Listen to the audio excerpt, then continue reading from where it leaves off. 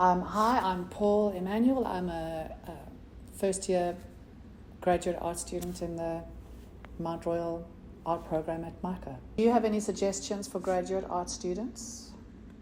Graduating students, just apply for as much as you can possibly apply for. One thing that I would recommend is to write a 5-year business plan or a 5-year plan.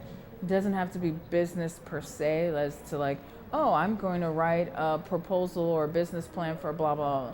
Write a 5-year plan for yourself, just that it's on paper. What are things that you want to do in the next 5 years? What are some goals that you would absolutely want to accomplish? And you don't even have to look at it ever again, right? I had to do that as a graduating undergraduate.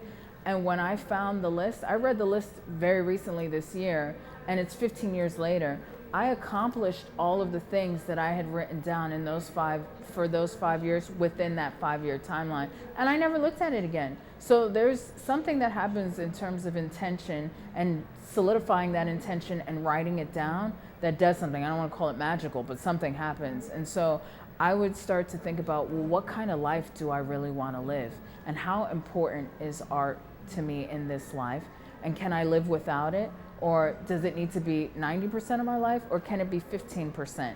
You know, like in terms of your investment, and then really going for that, because that's going to, you know, depend on when you partner with someone.